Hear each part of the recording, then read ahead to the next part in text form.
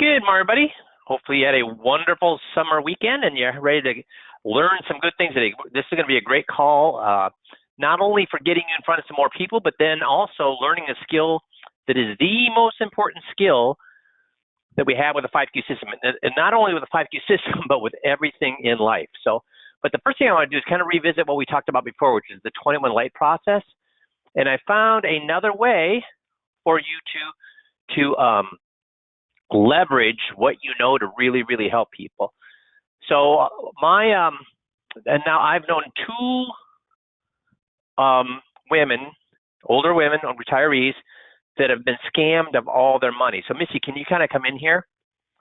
So one woman was actually used to work with us, and then she went to work for an advisor. And this was a smart woman. I mean, Missy, smart or dumb? No, she was a very bright lady. And what happened to all of her money? She met someone online and was convinced that he was interested in her and literally swindled her out of every penny. And how many people warned her? Oh, everyone, all of us. We worked with her for a long time, and yeah, we all warned her. Yes. And then one of my wife's sisters-in-law, blah, blah, blah, again, a very smart woman, and fell for, this is a smart woman. I see her like at holidays, and she's not a dummy, and she ended up being contacted, somebody telling her that she'd won some sort of sweepstakes, and all they needed was her bank account. And guess what happened to all of her money? Gonzo.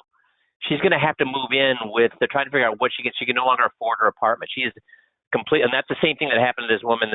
So this is 2 times of people I know in my life that this happened to. So do you think this has happened to people regularly? And are they ashamed to bring it up to people's attention? The only reason I know these 2 happened is because they were completely wiped out. How many other folks are experiencing this and not completely wiped out, but lose a big chunk of their savings that affects their lifestyle? Oh, John says he's had 2 people that he knows also. Yeah, so this happens all the time. So you need to help, and this isn't necessarily maybe for your clients. Maybe you have some clients in this age group, but you got to help them your clients protect their parents.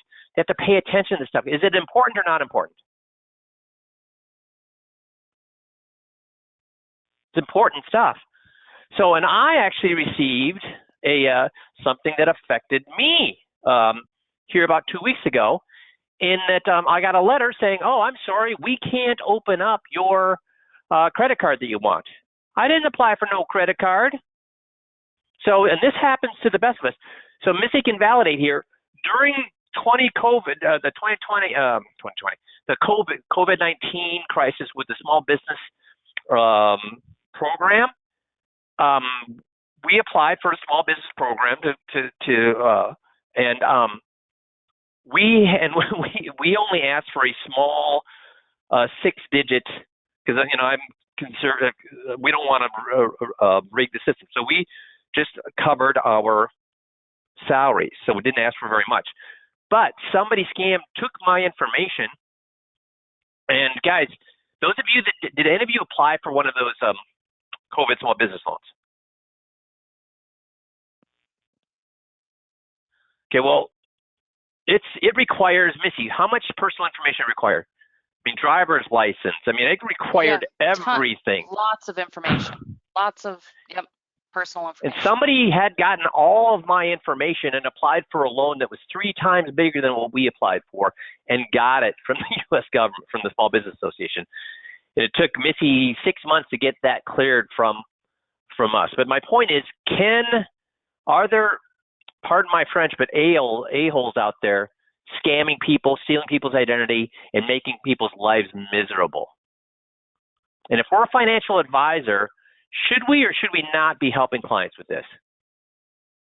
So I want everybody to answer that. Why or no? If you're a financial advisor, if you're a salesperson, don't. Just sell them financial products. Sell them money managers, sell them annuities, sell them whatever you want. But if we're financial advisors, should we be helping them with this? Yes. So I have a question for you. How many credit reporting services are there? How many credit reporting services out there? Good. I guess I'm not the only uninformed person, because I thought there was 3: Equifax, TransUnion, and Experian. Wrong. Guess what I found out? Guess where the letter came from? A 4th credit reporting service. Did any of you get informed that there's a 4th credit reporting service? LexisNexis now has a credit reporting services. So why is that important? Because with all of my information, and Missy has done this, I've done it, maybe some of you have done it. What's the best way to protect your credit in today's world? What's the best way to protect your credit? That's right, John. That's right, Dean, Mark. Credit freeze. So why is this important? Guess who I had frozen my credit with? All these 3. I was frozen. Now, luckily, the person who applied for the credit went through somebody who used one of these 3, used TransUnion. But in the letter, it also said you should that the secondary is through LexisNexis. I had no clue. So, guys, not a single person that answered that knew about LexisNexis. So what happens when somebody steals your, and I guarantee you, guys, do you really think that people out there do not have your private information? Do you really think that people out there could not try to open a credit card on you? I mean, with all of the breaches and all the huge databases out there, do you really think they can't do that? So if one of these entities, Citibank or maybe a small credit card or whatever, uses LexisNexis and you haven't frozen your credit, guess what? Boom. So why is this important, guys? Why is this important? First of all, you didn't know this. Would that be news to all of your clients? You think they'd find that valuable? First of all, how many of your clients even know about freezing their credit? Most or just some? Well, that's good, John. John's informed all of his clients. I guarantee you most people don't know about credit, or if they do, how many have gone through it? And how much time, effort could you save? Because how long does it really take to freeze your credit? That's great, Mark. Mark's clients also, he brings it up with the clients every year. It doesn't take much time. And how much time does it take to unfreeze it if you want to apply for something? It's easy. So is this something that you could bring to your clients in a 21 Lite? If you haven't done a 21 Lite, could this make you the knight in shining armor? Could this help you get in front of their parents to help them protect that? Because they're going after seniors. They're not going after you. They're not going after me. They're going after seniors. Why? 2 reasons. 1 is because they have more money. 2 is because they're more easily swindled. Does that make sense? So you guys, you make more money by doing 21 Lights, bringing this information. And how much do you get paid to do this stuff? How much do you get paid to do this? None. So what does that mean? Why is that important for you to do things that you don't get paid for? Because that's why you can find out money that your clients don't have, because they want to reward you for that. It's how you get referrals. It's how you keep money from being passed to somebody else when your client's spouse or when your client dies and the spouse wants to move it to somebody else, or the kids want to move someplace else. So these are important or not important things. I know you don't get paid for it, but guys, I used to tell people I make $1 million a year by doing things I do not get paid for. I was now making $1 million. My presentation to clients, the financial portion, was almost exactly the same. I would spend an hour and a half pointing out why their guy was screwing them. And I was only making $50,000 a year. What happened? What was the difference? I was going through for an hour and a half, showing how their advisor was screwing them, and I was only making $50,000 a year. Why?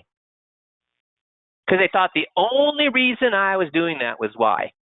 Why was I pointing that out to them? Because I was really concerned about them, and I was going to lose sleep because they were getting screwed, and oh my gosh, I care about these strangers that I just met 2 weeks ago? Is that why I was covering that information? You got it, Mark. That's one. That's the main reason. Why, guys? Why was I covering that information? In their minds, they thought the only reason I don't care if it's in your mind, you're really there to help people. In their minds, they think the only reason you bring that stuff up is why.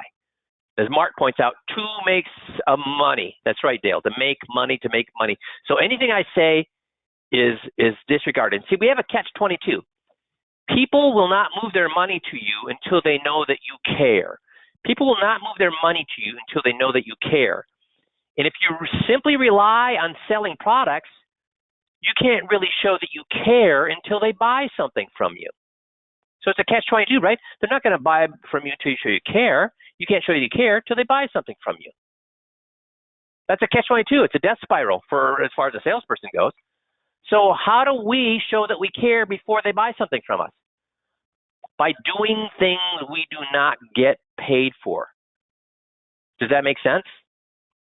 Is this a good question for you to ask people? Hey, how many credit reporting services are? If you guys didn't know there was a fourth one, how many of your clients are going to know there's a fourth one? 0. And what would that help you do? Because you're going to say, well, there's actually a fourth one, and then you got to ask this question: why is that important to know? Will most of them be able to connect the dots? Why it's important to know?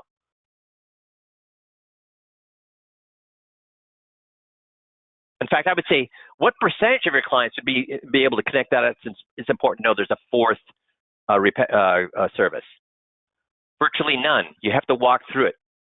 Virtually none are going to be able to connect the dots and know why having a fourth credit reporting service that nobody knows about is important to know. And that's going to be, so you bring that information to them, and they're going to think, wow, my guy is really on the ball. He's the knight in shining armor. And then when you should you bring up their parents, guys? If they're younger, if they're in their 50s, 60s, and even 70s, should you be bringing up their parents? Yes. And this is going to make you more money by doing that. Make sense? So now let's get on to the skill. What's the name of the skill that's the most important skill we've given you with the 5Q system that will help you not only with selling, but in your life in general? What's the most important skill? Mark's got it. Very good, Mark.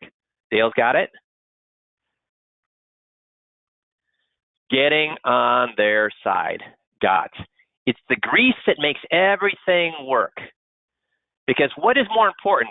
Memorizing this? I've been harping, for the last 3 months, I've been harping, memorize the script, memorize the script, memorize the script, memorize the script. You got all summer long, memorize the script. You won't get objections if you memorize the script.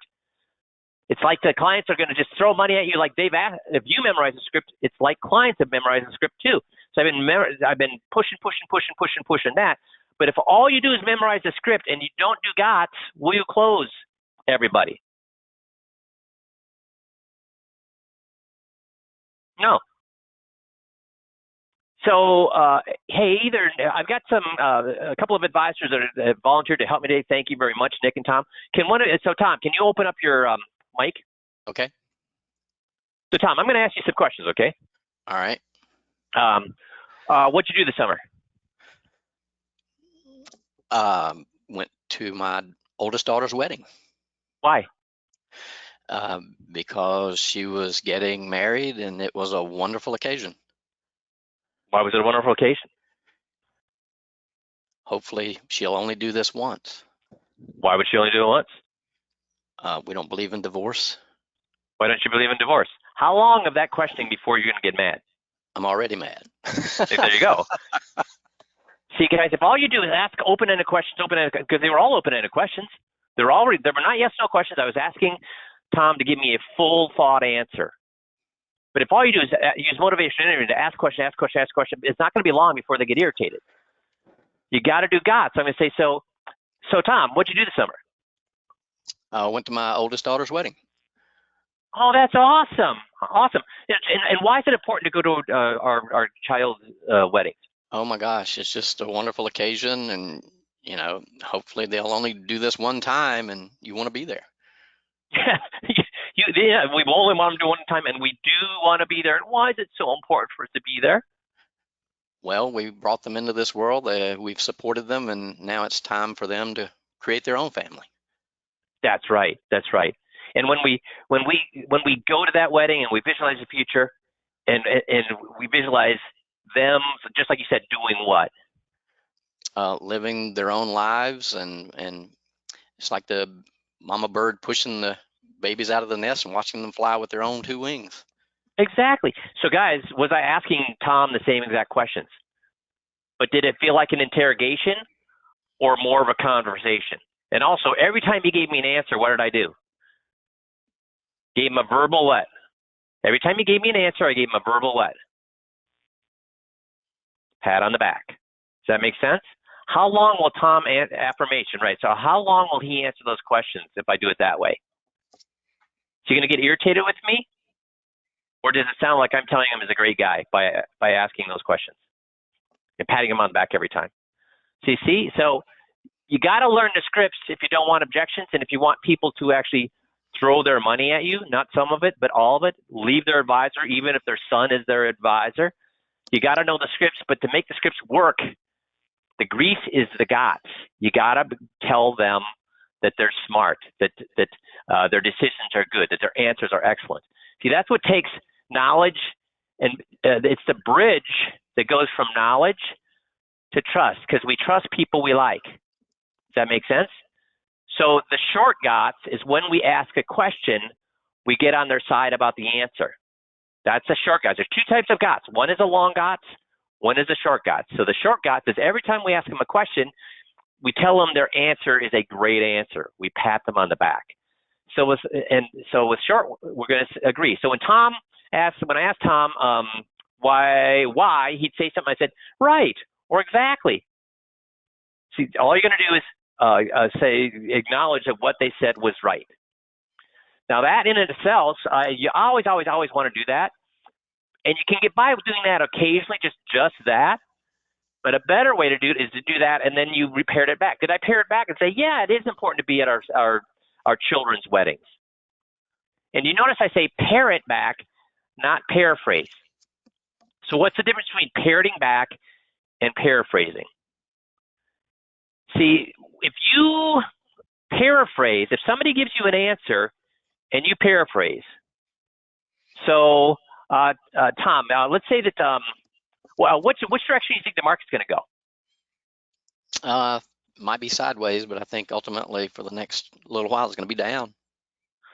Yeah, it's going to go down. And there's a lot of indicators that show that. There's a lot of things with the inflation, with what the Fed is doing, and you probably don't know this, but there's lots of other things that are going too that actually validate what your answer is saying. If I go on and on and on and on like that, am I telling Tom that he gave me the right answer, or am I mansplaining to him?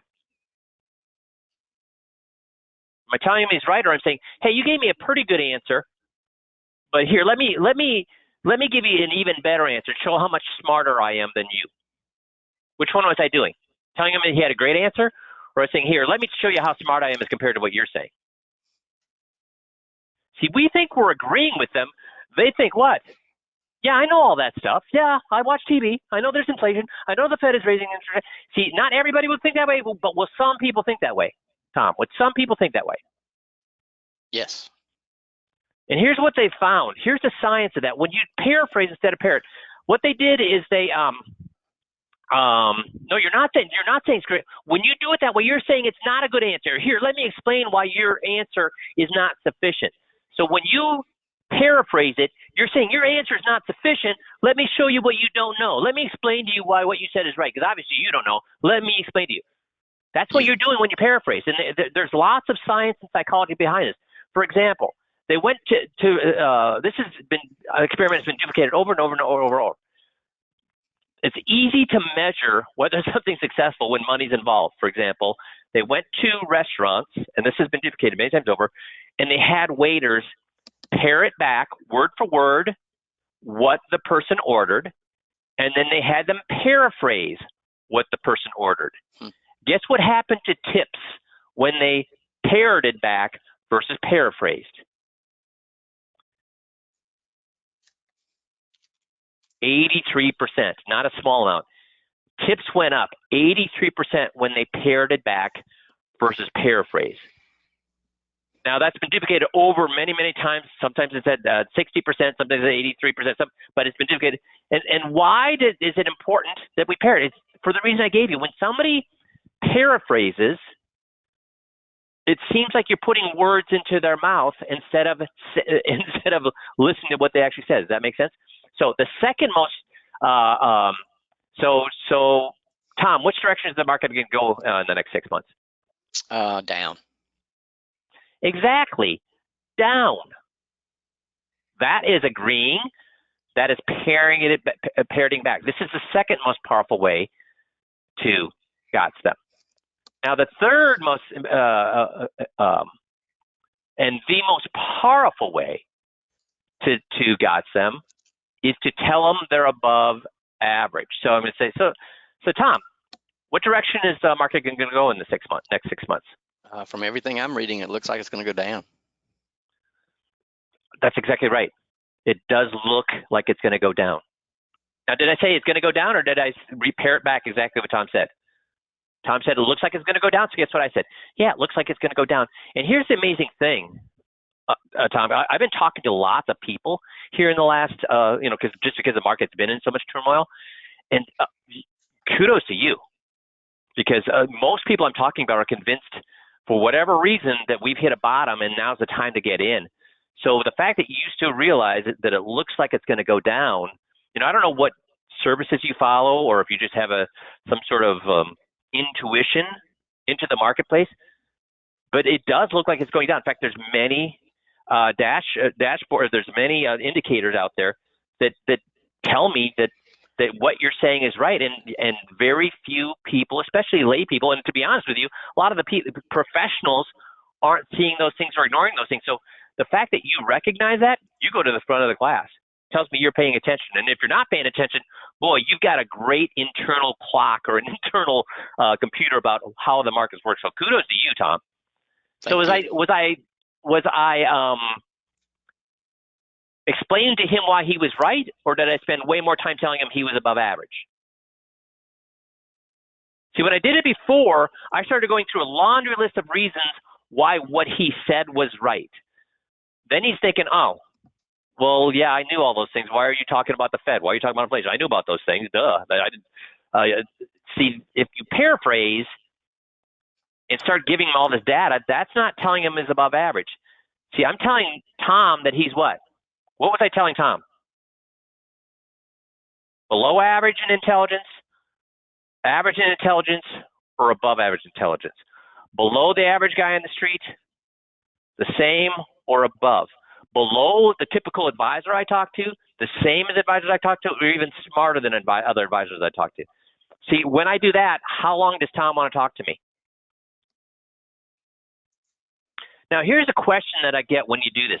Was I flattering Tom, or was I giving sincere and honest appreciation? Flattering or appreciation?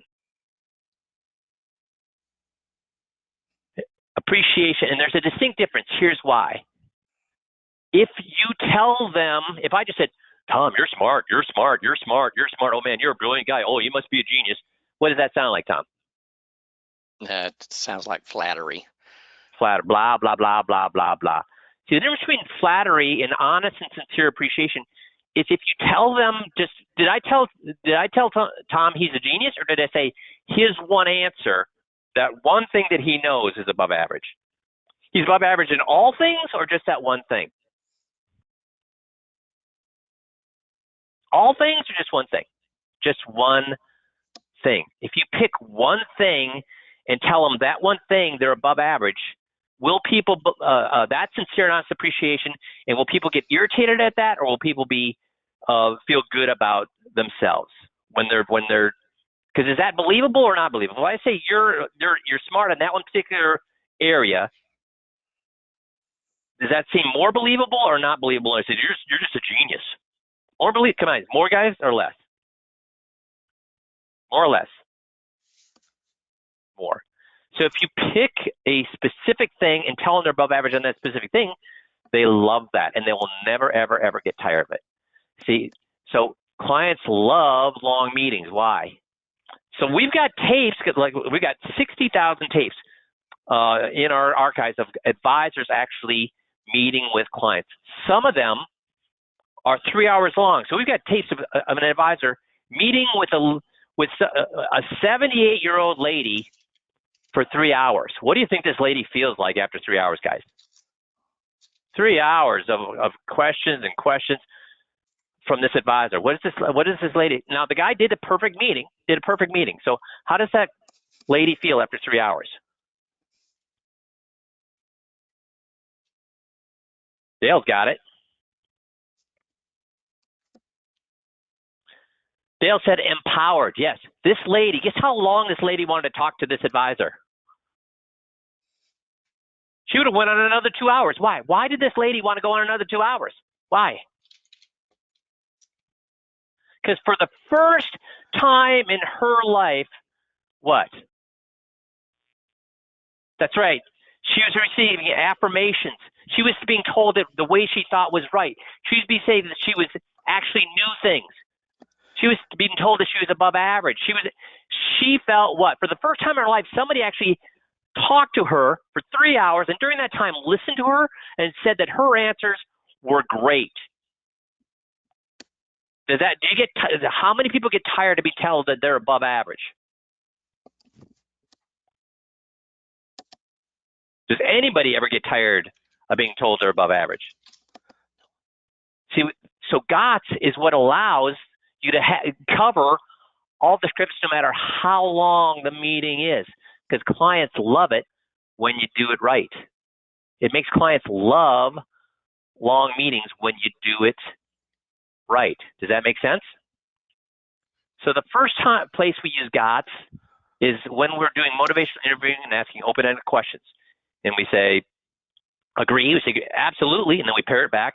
The market is going to go down, and then we tell them they're above average. It's amazing you say that, because most people I talk to right now, whether they're believing what they hear on TV or magazines or just gut reaction, think the market's going to go up. So the fact that you realize that, the fact that you're that 1 in 10 that I talk to that knows that kudos to you. I don't see. Then you tell them they're above average. Now, do you want to just agree every time they say something right? Tom answers the question right. He answers the question right. He answers the question right. Do I want to do it that way, or do I just want to pair it back? Right, it's going to go down. Right, it's going to go down. See, what you want to do is what with these 3 ways of agreeing with answers. Sometimes you want to just agree. Sometimes you want to agree and pair it back. Sometimes you want to agree, pair it back, and then tell them they're above average. Sometimes you want to agree and tell them they're above average. Sometimes you just want to tell them above average. So you want to mix these up. Okay, that's how it is well done.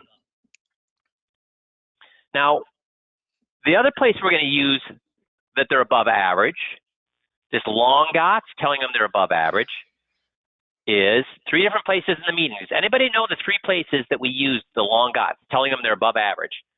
Where are the 3 places that we want to use as in the meeting? Absolutely, every time you do a meeting with them, where do you want to use the long or the you're above average GOTS? Does anybody know? Well, you're right, Dean. We use it in the scripts all the time. Yep. But where in any script, any meeting, would we want to use them? Well, first is we want to use it as early in the meeting as possible. We want to tell them they're above average as early as possible. Find a reason, whatever that reason is they give you. If they say something is smart, make sure you tell them they're above average for that answer. Why?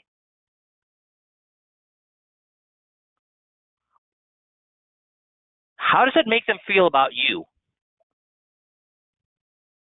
Makes them feel good.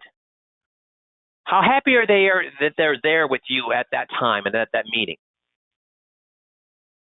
Happy. So it's a way to set expectations for the meeting that this is a good meeting. I like this guy. Oh, this is going to be fun. Does that make sense? Second place is if they make a point for us. If in the script they get to the point we're making before we get there with the script, we want to tell them what? Holy cow! That's awesome. We tell them that we don't just rotely follow the script. Then we're going to tell them they're above average, and we can skip that part of the script by telling them that they're ahead of the game, right?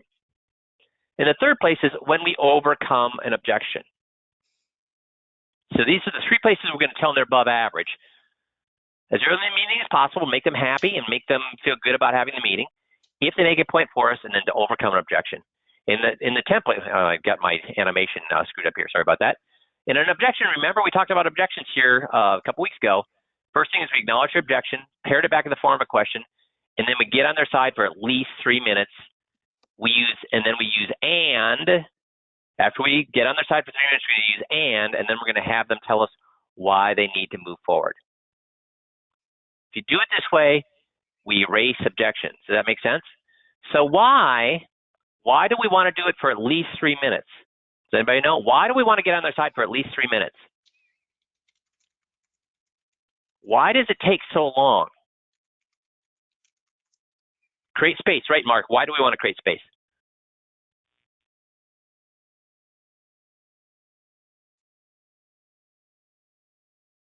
Why do we want to create space?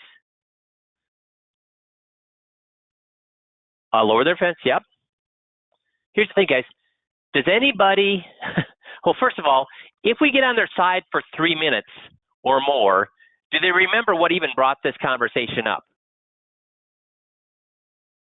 Have you ever been talking to somebody and you think, oh, you know what? Oh, shoot, Tom just said something. I want to bring that up after he's finished his sentence. And he finished his speaking not 15 seconds later, and what happens to that thing I wanted to bring up? Did that ever happen to you where you're like, crap, I don't even remember what I wanted to say. Shoot, I was going to say something. How many of you have said, shoot, I was going to say something, but I forgot what I was going to say, just seconds after that entered your head? Does that ever happen? Do I want everybody to say yeas or nays? Okay. So when that happens, see, our brains can only handle one thing. And so how many people after 3 minutes of getting on their side are going to remember what even brought this conversation up? Are they going to remember the objection they gave us after we spent 3 minutes telling them that what they said was right? So we do that. They don't even remember what brought up. See, and here's what that allows us to do. Does anybody like to be wrong? See, when you come overcome objection the classic way, yes, many of my clients felt that way, and then what they found was blah blah blah blah. You're telling them they're what? With the classic way of overcoming objection, you're telling them they're what? They're wrong. And do some people let you do that? Yeah, they do. But what are they saying in their head? That they really agree with you, or what are they saying? I don't want to argue with this guy. I'll just go along with him. I can't wait to what? So we think we overcome the objection. Because remember, the classic form of the objection say, does that clear it up for you? And of course, the client says yes. Because do they want to fight with you? No. But when they say yes, they say, yes, it clears it up for me. Here's what they're saying in their head. You hear yes out loud, but in their head they say yes out loud, and then their head say, yes, I understand that all you're trying to do is sell me something, and I can't wait to get the heck out of here because all you are is a grubby salesperson, and you just showed me you were I gave you a valid objection, and you're telling me I'm wrong, which I'm not, and you're telling me that I need to move my money, and the reason you're saying that is to get paid. Now, they don't say that out loud, but that's what they're thinking. So do we ever want to tell them they're wrong? No. No. So what we do is we tell them they are right. We climb into their heads, we climb into their shoes, and tell them they're right. Because have you ever heard an objection that's not valid? Is any objection not valid, guys? No, every objection is what? Absolutely valid. There's a reason for every objection we receive. If we were in their shoes or our parents were in their shoes, we'd want our parents to be giving that advisor the objection, wouldn't we? Would you want your parents just to go ahead and flop over and give some stranger they've known for 2 weeks all their money? Would any of you want your parents to do that? No, you'd want them to what? Question that advisor a little or a lot? A lot. So we need to crawl in their head and think about, why is that question valid? If I was in their situation, or if my parents were in their situation, what would I want my parents to ask? And when you do that, we like people just like us, don't we? Do we people like people that are different from us or like us? If you walk into a room and there's 100 strangers and one of them is wearing the jersey of your favorite football team, want to bet who you're going to walk up to? Which one are you going to walk up to? That one. One's wearing a cowboy hat and you love horses. Which one are you going to walk up to? Do we gravitate and like people who are just like us? Yes, we do. We like people just like us. So I want to walk through, because you're thinking, how the heck, when they give me objection, can I talk about it for 3 to 5 minutes? And I'm going to work with Tom and Nick to show you how we can do that, okay? So everybody throw out some objections you'd like us to work on here while I get a Word document up that we can actually do this with. I want to show you an exercise you can use to make this happen. So I'm going to go up here. So give me some objections, guys. What objection do you want to work on this talking about for 3 to 5 minutes?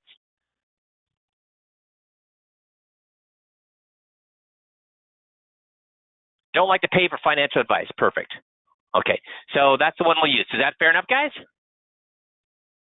My current advisor is a good friend. That's another good one. So if we have time, we'll do both.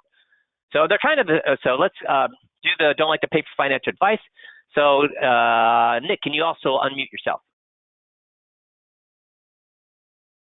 Okay, can you hear me? Okay, yes. So Nick, right. You're on with the first reason. Why would you tell somebody that you don't like to pay for financial advice? What's one reason? Well, first of all, can you see my Word document here? Yeah. Yes. Okay, Yep, good. sure can. And let me make it bigger here too. Okay. So, what's a reason that you would say that you don't like to pay for financial advice? Nobody knows your situation better than you do. Perfect. Nobody knows my. You just have to put up with my misspelling, my situation better than me. What's another reason? Tom, what's another reason you could say I don't like to pay for financial advice? Well, I never feel like I'm getting value for what I'm paying. I don't get value for what I'm paying. Okay, what's another reason, Nick? All they're looking out to do is make money. All they want to do is make money. Oops, Monty. Don't want to do Monty. Don't do the full Monty. Okay. Gosh darn.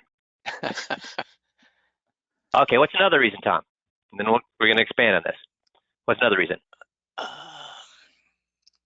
I just feel what like are they surrounded with every day?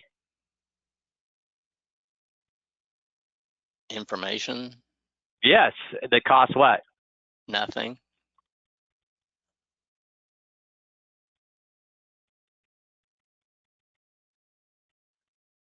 And you want to throw another one down here, or you want anything pop to your head, Nick or Tom?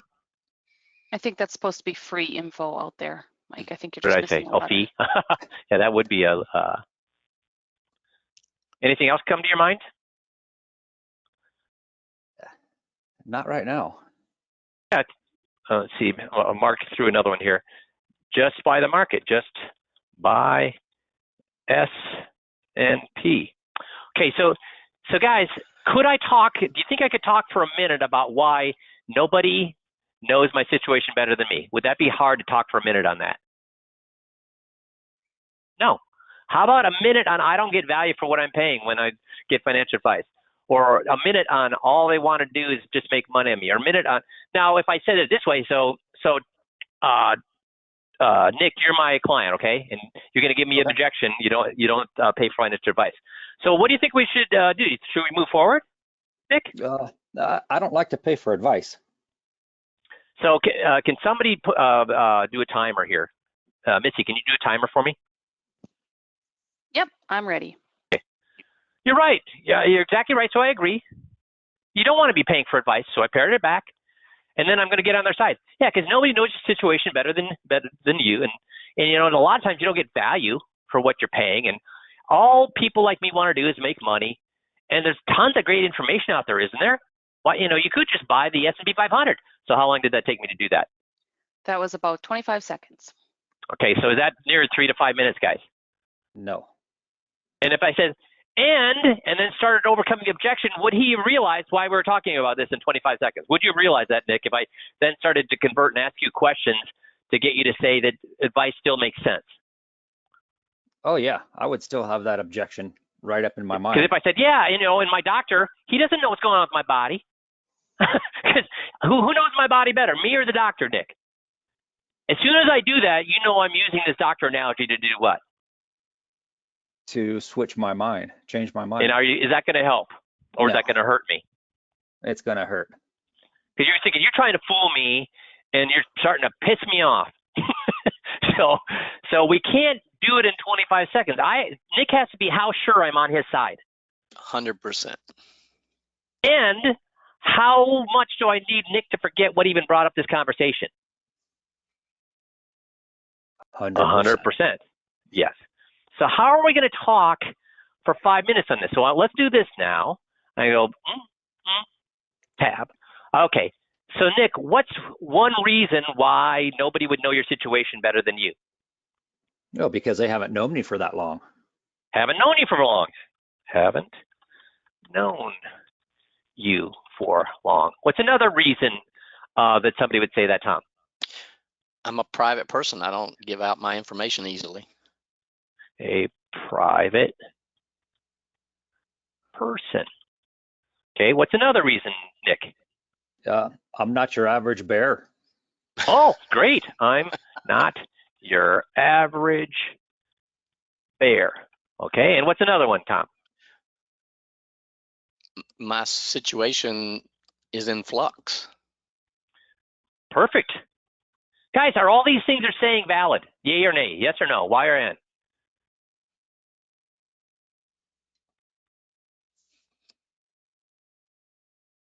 Okay, so now let's go to number 2 here.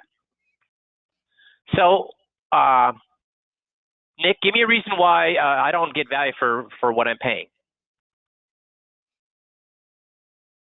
All of these advisors ask way too much money. Perfect.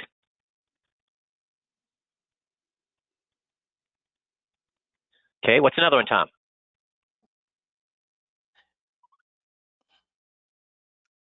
I'm not sure how to justify the value I'm receiving.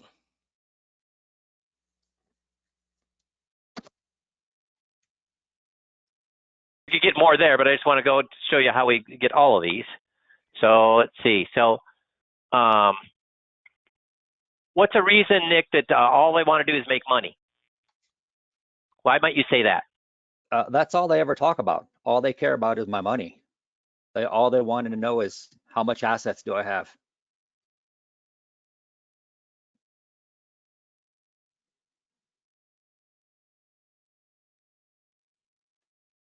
Hey, what's another reason you might say that, or have your parents say that? Everybody's in it. Everybody's in it for themselves. Everybody is in it for themselves. What's another reason, Nick?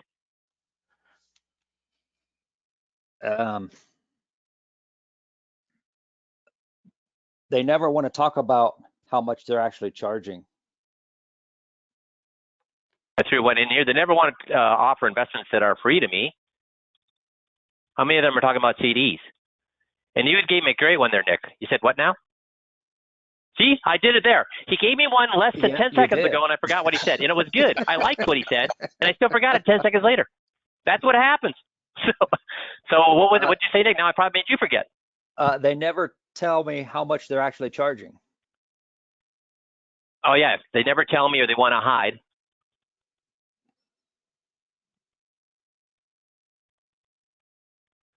Again, guys, are these all valid thoughts? All these things we've written down so far.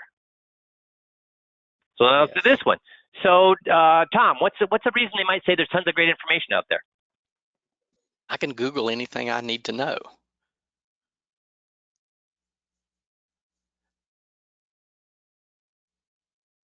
What's another one, Nick? There's lots of free trial subscriptions I can get. Excellent. What's another one, Tom? My neighbor's done really well. I can just talk to him. That's awesome.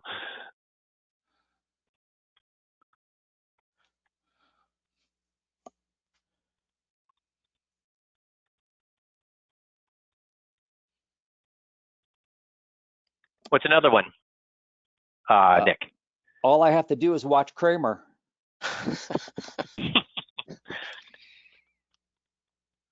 Or read Fisher. I imagine you're talking about Seinfeld. Just as intelligent.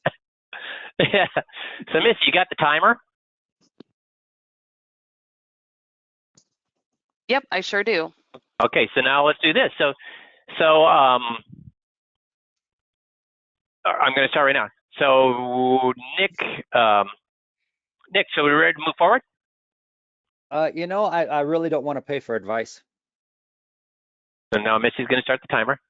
Right. I mean, paying for advice is not the best option out there. I mean, first of all, nobody knows your situation better than you, do they? No. No. And how long have I known you? Forever or just a couple of weeks at this point? Just a couple of weeks.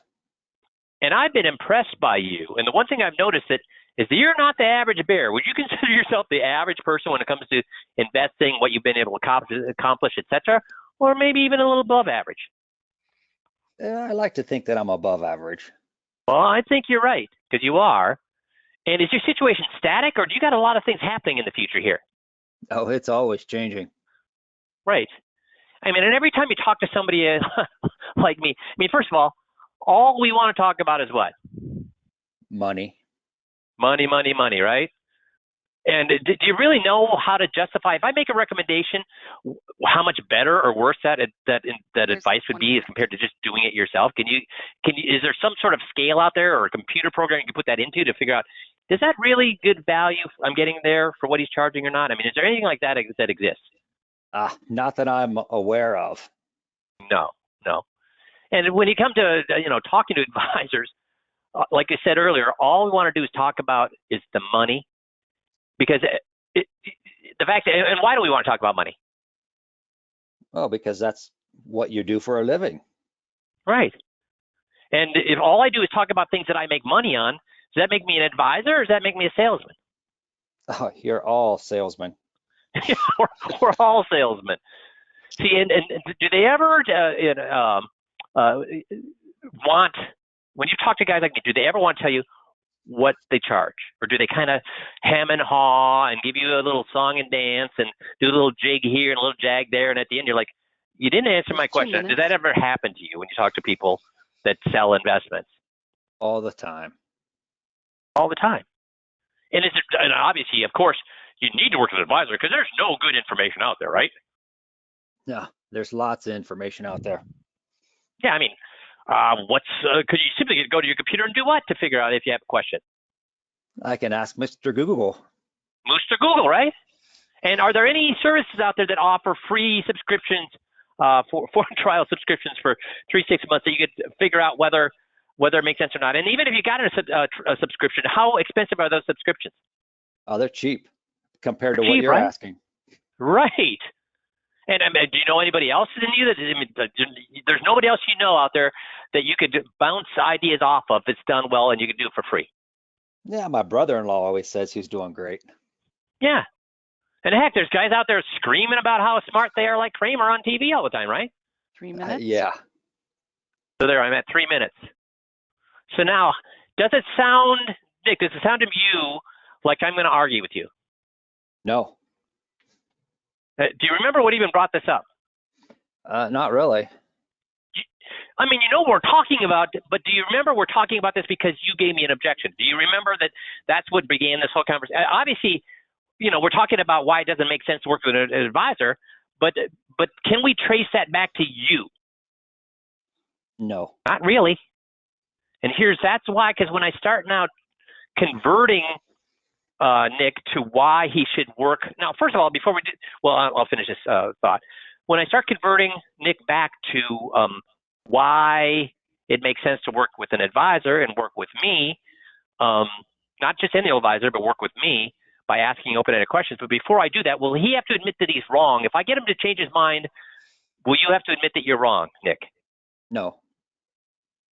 See, that's what we're trying to do. Because if he forgets why we even began this conversation, he'll forget why he's wrong. Now, here's the thing. Many of you be thinking, well, let's see if any of you think this. Anybody think that I dug a hole by agreeing with Nick on any of these things? Do you think I've dug a hole I can't get out of by agreeing with Nick on these things? No. No. Can I overcome every single one of these things? Haven't known you for long, not a private person, that you're not the average bear, your situation is always in flux, advisors always talk way too much about money, I'm not sure how to justify the value of it. Can I overcome all of these things? Yes. Now, what's the word I use? What's the word I use to change the conversation? Now that, very good, Dale. What's the word I use? There you go, Tom. Say it again. And.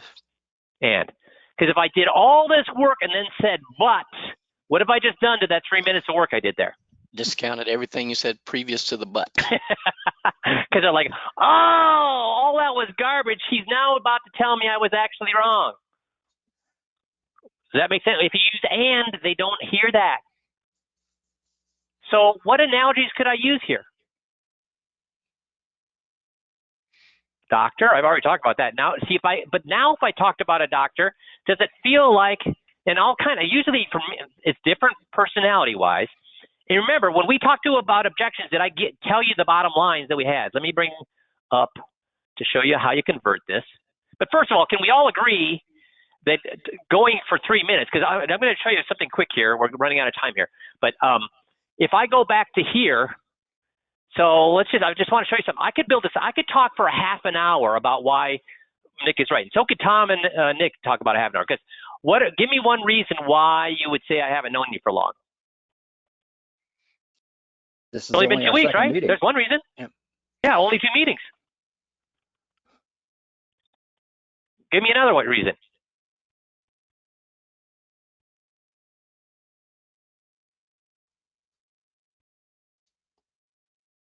Takes longer. Hey, takes longer than a few weeks. Takes longer than a few weeks to really get to know someone. Look at this. I could go from that, get to know. What would be a reason that I would say it takes longer than a few weeks to get to know someone? Nick. How long did you know your wife before you decided to marry her? Yes. What's another one, Tom? I apologize. I'm drawing a blank. Give me another one, Nick.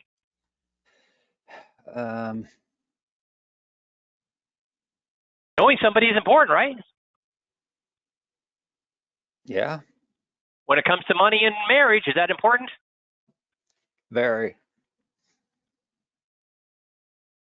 Okay, now I could break this down and say, why is it important to know that somebody when it comes to money and marriage? Guys, do you see how long could I build this out? How long could I make this? If I started to do this with every single one of these, and then every single one of this, do this again, and then do it again, how long could I go on with arguing Nick's point of view on why it makes sense not to pay for investments? Days, that's right, Ben. I could go for days or hours and hours. So when you tell me you can't go for 3 to 5 minutes, and Tom and Nick, would you say you are experts at this? Not at all. No. But yet you were what? Were you able to come up with tons of ideas? Yes, if you just slow down. Yes. Think for a moment, speak slowly. Oh, wait a second. Yes, and slow down. How does slowing down help you, Tom? it gives both parties time to relax, get out of the adrenaline mode, Yep. and you lower your voice, you speak more slowly, and everything begins to calm down. And you're absolutely 100% correct. And you get another huge bonus. What's that bonus? Remember, we want real estate. We want real estate between when the objection comes yes. and when we overcome the objection. And time is the real estate. Time is the thing we're trying to do. The longer we go between the objection and when we overcome the objection, the better or the worse? Better. Better. So guys, you just type in, go to our, before I show you how we would overcome that, because we talked about the objection, so go back and watch that objections call. But this is about GOTS, but I'll quickly show you how you would overcome that objection. But before we do that, Tom and Nick, do you think it would be okay to actually pull out a piece of paper and start writing upside down, not upside right, but upside down, why, like we did right here? What if I started writing all these things upside down? If I can get there. And what would that be, a good thing or a bad thing? Writing these things upside down right in front of them. Good thing or bad thing? Good. Why? What? You're right, it would. Why? Well, it shows that you know it upside down, backwards, and forwards, and that you're comfortable. That's the reason to write upside down. Okay, now why would I be good to write all these things down, these actual thoughts down in front of them? Well, it keeps them front of mind for them. Proves you're listening. Yes, but why is that important? It lets them know that you kind of agree with them, or you're willing to put their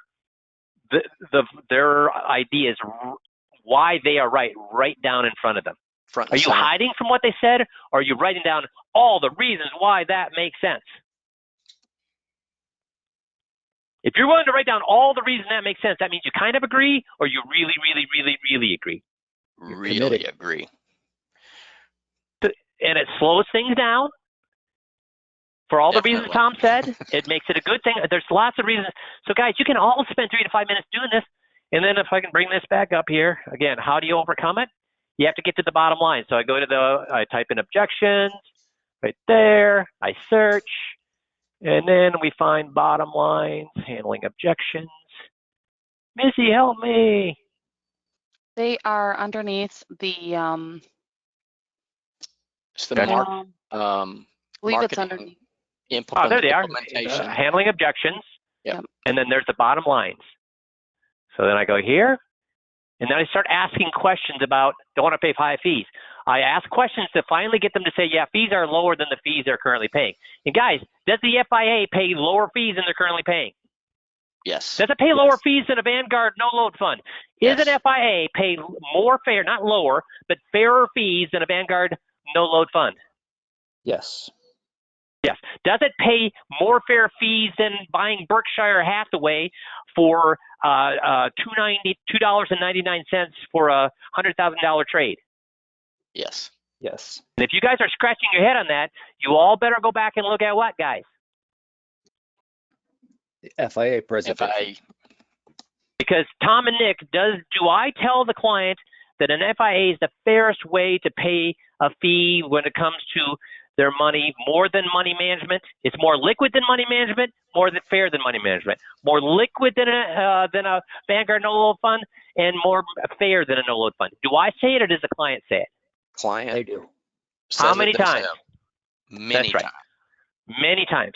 So am I afraid of saying all of these things? No, because I'm going to get them to say what? We want it. We want it. Does that make sense? But they're not going to say we want it until you say what, Tom? I agree with you. Not a little, but what? Well, 100%. A lot. And Yes. in many different ways over many different minutes. Yes. So guys, do you understand the importance of GOTS, and what's the best way? Everybody needs to answer this. What is the best way to get good at GOTS? Practice. What is the best way? To practice? And when should you be practicing? If you watch, or every other week, the pointer that we sent out, what is probably 70% of those pointers about? 15 minutes. Yes, it's a 15-minute. You should be doing the 15-minute drill, listening to your tapes, and doing the 15-minute drill on getting on people's side. And is this only valid? Is this only valid for business? This skill? Your entire life. Yes. Because if you talk to the maitre d' who lost your reservation and you start arguing with them, what's going to happen? You're not going to get anywhere. If you spend 3 minutes telling that maitre d' why his life is terrible and why he's right for not giving you a table for if you don't have a reservation if it's not there, and if you spend 3 minutes telling them he's right, what's likely to happen magically? He'll find a reservation. Why? It's the first time in his life of dealing with this crap that what? Anybody's ever agreed with him. That's right. Valued him. You felt his what? Pain. Pain. First time. And what do people magically do when for the first time in their life somebody's felt their pain? Accommodate you. Accommodate you. Now, obviously, do you think my personality type is to do that in natural, or start going after that maitre d' for being incompetent and they should replace their software? And who does he think I mean, what's my first inclination, my gut reaction? Attack. But I should have said what? Say absolutely, and then agree with them. How can you how can you give us a table when we don't have a reservation? You only have a certain number of tables. And then I start explaining to him why he's right. If I do that, what have I done to the situation? I've diffused it, and now I start to tell him why he's right. He's going to find me a table. He's going to say, you know what? We don't have a table now. I know we have a cancellation here. Here's 2 chits to go to the bar, have a free drink. I will come in there personally, grab you, and get your table as soon as we have a cancellation. That's what's going to happen. If I scream with him, what's he going to say? Time for you to leave. Time for you to leave. Does that make sense? This is a skill that works no matter what. So I went over, but guys, is this a worthwhile call? Absolutely. Yes. Good. Because these are skills that are not just going to make you a ton of money here, but are going to make your life better with your teenage son, your spouse, and the maitre d' that loses your reservation, and it's going to make you a ton of more money every time you're in front of a client. Whether you know the script, guys, do you need to know the script in order for this to be a good or a fantastic skill to know? No. This is a magical thing that we're doing here. Make sense? So Tom, Nick, thanks for being willing to be guinea pigs on this. I appreciate it. And everybody else, can you tell Tom and Nick thank you in the chat box there? And you guys have please put this to use. Try it. Even if you're not good, it still works. Even a little bit goes a long way. You guys have a fantastic rest of the week, and we will talk to you all next Monday. Thanks, everybody. Thank you. Thanks, Mike. Thanks.